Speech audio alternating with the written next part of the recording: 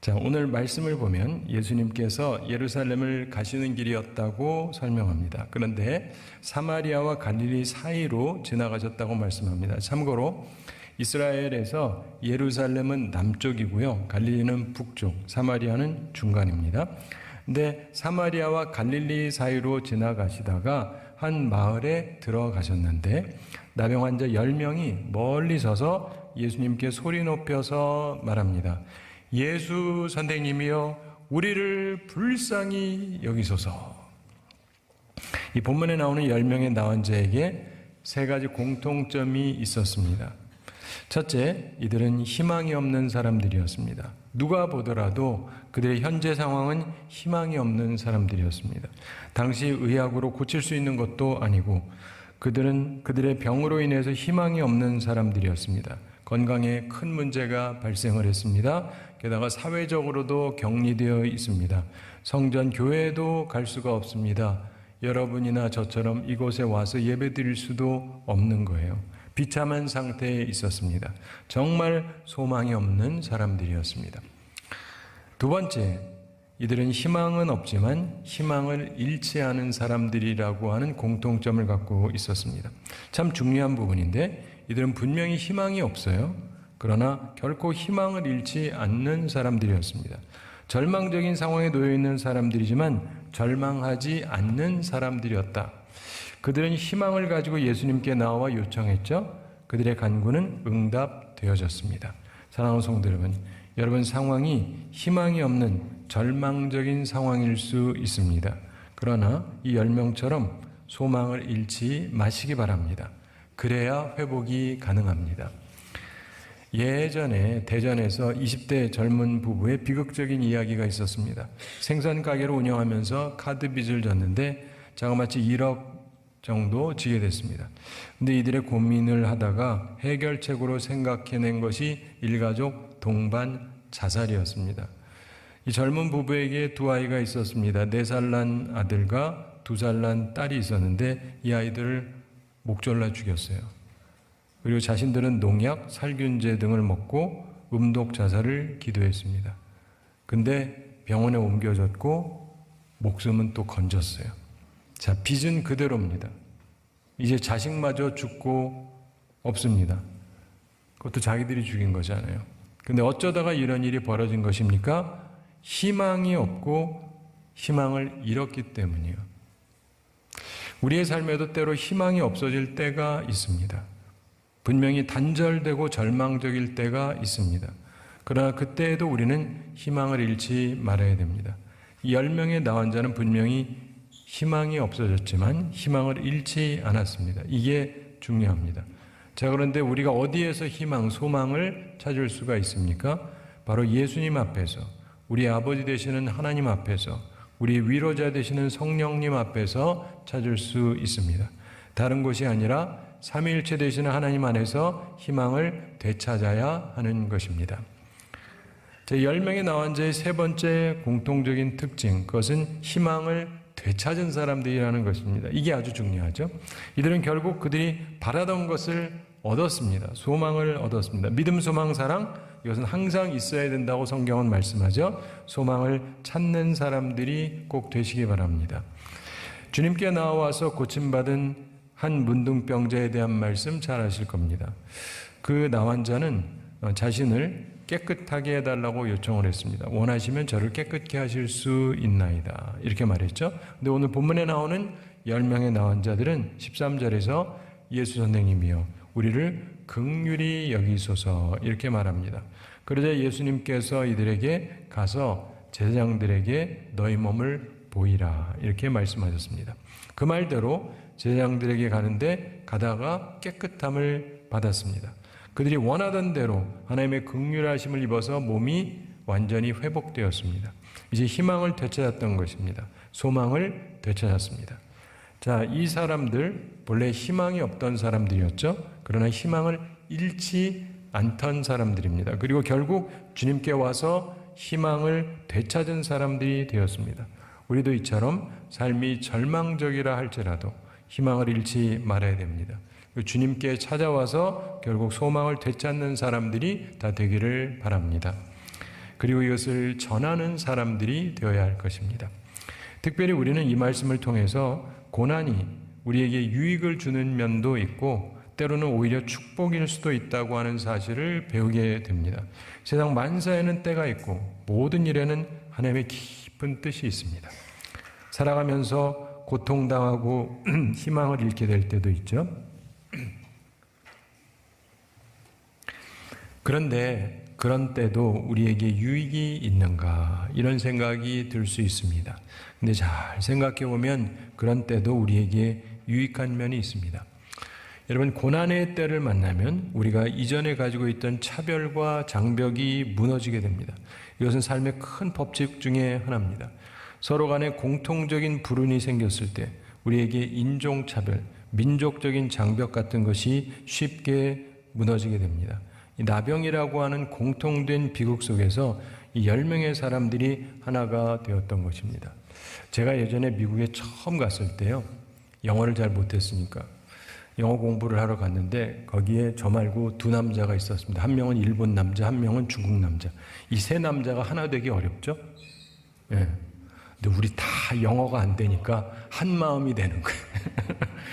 서로 말도 잘 통하고 비극 속에 있으니까 그런 거예요.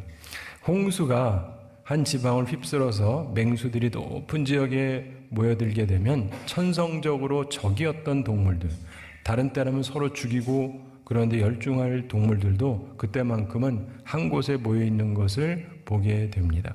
동물도 같은 극심한 고통 속에서는 서로 싸우지 않는 법입니다. 확실히 우리 모두는 하나님을 필요로 하고 있다는 사실 아래에서 하나가 될 수 있는 것입니다. 모든 사람이 죄를 범하였음에 하나님의 영광에 이르지 못하더니, 이 고백이 함께 있을 때 비로소 우리는 하나가 될 수 있습니다. 때로 우리가 당하는 고난은 우리를 하나 되게 만들어 주는 것입니다. 따라서 어려움을 만날 때 꼭 불평할 일이 아닙니다. 오히려 그 고난 때문에 얻는 관계의 유익을 얻을 때도 있는 것입니다. 그리고 많은 사람들이 느끼는데 그때 의외의 사람을 만나기도 하고, 그리고 그때 누가 나를 진짜 위하는지를 알게 되는 경우가 많습니다. 그래서 유익함도 있어요. 근데 본문에 보면 9명의 나환자와 1명의 나환자가 동시에 비교가 되고도 있습니다. 이들은 비슷한 점이 많았으나 한 가지 면에서 달랐습니다. 이들에게 공통점과 차이점이 있는데 이들이 세 가지 공통점을 갖고 있었는데, 첫째, 희망을 갖는 것이 동일했죠.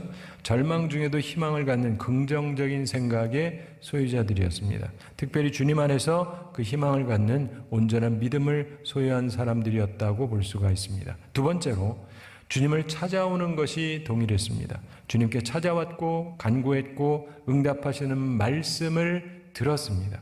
오늘 그리고 항상 주님 전에 와서 말씀을 듣는 것이 복이요 필요한 것입니다. 세 번째, 순종하는 것이 또한 동일했습니다. 이게 특별히 중요하죠. 이들은 예수님 말씀을 듣고 그대로 순종했습니다. 오늘도 우리가 주님 앞에 와서 말씀을 듣는데, 그리고 순종할 거냐 말 거냐는 여러분의 각자 선택이죠. 예수님께서 이들에게 손을 내밀어서 만져주시지도 않았습니다. 그 자리에서 즉석에 낫지도 않았어요. 특별히 애정을 보여주신 것도 아닙니다. 단지 가서 제사장들에게 너희 몸을 보이라, 이렇게만 말씀하셨습니다. 사랑하는 성도 여러분, 아직 낫지 않은 상태에서 제사장에게 나아가면 어떻게 되죠? 부정한 사람이 그랬다가는 큰일 납니다. 돌 맞아 죽을 수도 있어요. 그런데 이들은 순종하는 사람들이었습니다. 예수님이 말씀하시는 대로 그대로 순종했습니다. 이들은 분명히 모두 소망을 잃지 않는 믿음의 사람들이었고 말씀을 그대로 따르는 순종의 사람들이었습니다. 항상 주님의 말씀을 보면은요, 우리가 순종할 수 있는 말씀을 하세요. 그런데 우리 경험과 상식으로 보면 따르기 힘든 경우가 많습니다. 도전이 되는 말씀을 주시는 경우가 많아요. 그런데 이들은 모두 다 순종합니다. 그리고 그들은 그들의 믿음과 순종으로 모두 치유함을 받았습니다. 이들이 만약에 그 말씀을 듣고 그리고는 자기가 본래 있던 대로 갔다면 치유함을 받지 못했겠죠. 그러나 모두 다 주님의 말씀에 순종했고 나음을 얻습니다. 14절 함께 읽어보겠습니다. 보시고 이르시되 가서 제사장들에게 너희 몸을 보이라 하셨더니 그들이 가다가 깨끗함을 받은지라. 아멘. 그들이 가다가 치유함을 받았습니다. 순종하다가 치유함 받은 것입니다. 순종하다가 기적이 일어난 것입니다. 순종함의 치유가, 순종의 기적의 역사가 함께 하는 것입니다. 주님께서 치유해 주십니다. 그럼 그 말씀에 순종하고 나아가다가 치유가 되고 그러는 거예요. 우리도 말씀에 순종함으로 치유받고 문제 해결받고 복을 받는 사람들이 다 되기를 바랍니다. 이들에게는 분명한 차이점도 있었어요. 한 명의 사람은 분명히 달랐습니다. 세 가지가 달랐습니다. 첫째로 하나님께 영광을 돌린 것입니다. 10사람 모두 기뻤겠죠. 그런데 오직 한 사람이 큰 소리로 하나님께 영광을 돌렸습니다. 15절 함께 읽어보겠습니다. 그 중에 한 사람이 자기가 나은 것을 보고 큰 소리로 하나님께 영광을 돌리며 돌아와. 아멘. 한 사람이 큰 소리로 하나님께 영광을 돌렸습니다. 요즘 표현으로 하면 할렐루야 한 거죠. 여호와를 찬양하라 이렇게 크게 소리쳤던 것 같습니다. 우리도 하나님께 영광을 돌려야 합니다. 두 번째, 방향 전환입니다. 본래 가려던 방향에서 방향을 전환했습니다. 예수님께로 방향을 전환했습니다. 15절 후반에서 큰 소리로 하나님께 영광을 돌리며 돌아와 이렇게 말씀합니다. 그는 예수님께로 돌아왔습니다. 방향을 전환했습니다. 세 번째, 감사했습니다. 사실 그러려고 방향을 전환했던 거죠. 어떻게 감사했느냐? 예수님 발 아래 엎드려서 감사했습니다. 16절 함께 읽어보겠습니다. 예수의 발 아래 엎드려 감사하니 그는 사마리아 사람이라. 아멘. 한글이나 영어 성경에는 정확하게 나와 있지 않습니다만은 헬라어 성경 원문에 보면은 그가 예수의 발 아래 얼굴을 대고 엎드렸다 이렇게 원문에 쓰여져 있어요. 사랑하는 성도 여러분, 예수님 발이 깨끗하겠습니까? 샌들 신고 흙길을 걸으면서 분명히 더러웠을 겁니다. 근데 그는 주님의 발 앞에 자신의 얼굴을 낮추었습니다. 왜 그랬습니까? 감사해서 그런 거죠. 감사해서. 너무도 감사해서 그럽니다. 각 나라마다 좋은 문화를 가지고 있습니다. 근데 미국 문화 중에 최고의 것이 하나 있는데 그게 뭐냐면 감사의 문화예요. 청교도 정신으로 세워진 나라이기에 감사가 있어서 좋습니다. 저 잘은 모르지만 유럽에 비해서 미국 사람들이 감사를 훨씬 많이 해요. 하여간 감사를 많이 하는 사람들이 최고가 되는 법인 것 같아요. 하나님이 그렇게 하시는 것 같아요. 물론 한국 사회에서도 선물이 오가죠. 꽤 많이 오갑니다. 근데 순수한 의미가 적은 경우가 많죠. 오죽하면 이상한 법까지 만들 거예요. 김영란법이라고. 순수한 감사, 그것이 필요하다고 저는 믿습니다. 이 사람의 감사는 순수한 감사였어요. 그가 예수님께 예물 가지고 온 게 아닙니다. 황금 가지고 온 게 아니에요. 감사헌금 가지고 온 게 아닙니다. 뭐 옷을 좋은 것으로 갈아입고 품위 있게 온 것도 아닙니다. 그저 있는 모습 그대로 나왔습니다. 그런 것에 관심이 없어서가 아니라 너무도 감사해서 어떤 예물을 준비하거나 품위를 차릴 여유가 없었던 것입니다. 단지 순수한 감사의 마음으로 달려와서 자신의 몸을 던져서 감사를 표했던 것입니다. 기왕에 주님 앞에 올 때 우리가 뭐 정성스러운 예물을 준비하고 단정한 차림으로 온다면 좋겠죠. 시간도 있고 여유도 있다면. 그러나 내면적인 감사함이 없이 표면만을 가꾸는 것은 하나님 앞에 별 의미가 없습니다. 하나님은 영이시기 때문에 그렇습니다. 우리의 예배는 진정성이 있어야 돼요. 오히려 외형적 준비는 좀 없더라도 진정한 감사함으로 나오는 것이 더 중요한 것입니다. 교회는 돈이 없으면 나올 수 없는 곳이 아니에요. 누구든지 주님 앞에 나올 수 있습니다. 그러나 우리 주님은 우리의 마음속에 진정한 감사는 담겨 있기를 원하십니다. 그것이 반드시 내 마음속에 담겨 있어야 하는 것입니다. 그런데 우리가 잠깐 생각할 바가 있습니다. 이 10명의 사람들이 같이 응답을 받았잖아요. 같이 은혜를 받았어요. 같이 기적을 체험했습니다. 근데 왜 한 사람만 주님께 왔을까요? 게다가 그 사람은 이방인이라고 일컬어지는 사마리아 사람인데, 그것은 그가 하나님의 은혜를 깨달았기 때문이에요. 믿음 생활에서 깨달음이라는 게 굉장히 중요합니다. 영어로 thank라고 하는, 감사하다라는 말은 think에서 나온 게 생각하다. 깨달아야 돼요. 특별히 받은 은혜를 깨닫는 게 중요합니다. 깨달음이 있을 때 자연스럽게 감사하게 되고 그걸 통해서 하나님께 영광을 돌리게 되는 것입니다. 우리는 본문에서 예수님, 즉 하나님의 세 가지 중요한 모습을 보게 됩니다. 첫째로 긍휼히 여기시는 주님입니다. 13절 함께 읽어보겠습니다. 소리를 높여 이르되 예수 선생님이여 우리를 불쌍히 여기소서 하거늘. 이들의 요청대로 예수님께서는 긍휼을 베풀어 주셨습니다. 주님은 긍휼히 여기시는 주님입니다. 그걸 믿으시기 바랍니다.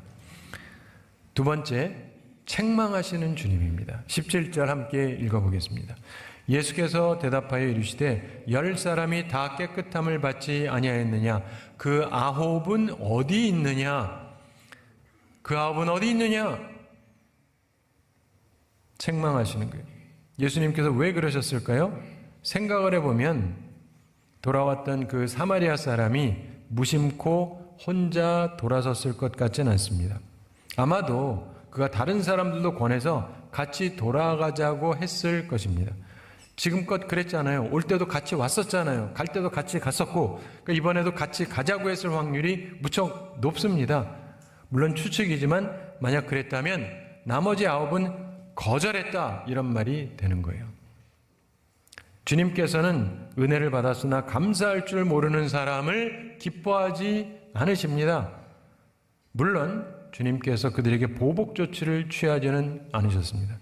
저는 이걸 항상 보면서 느껴요. 주님은 참 좋으신 분이세요. 우리 같으면요, 에이 못된 녀석들, 옛날 병 다시 돋아라, 이럴지도 모르겠죠. 흔히 세상 말로 괘씸죄에 걸리면 혼내주려고 하는 게 사람들이잖아요. 근데 주님께서는 교훈을 위해서 책망을 하셨지만 그들에게 벌을 가하지는 않으십니다.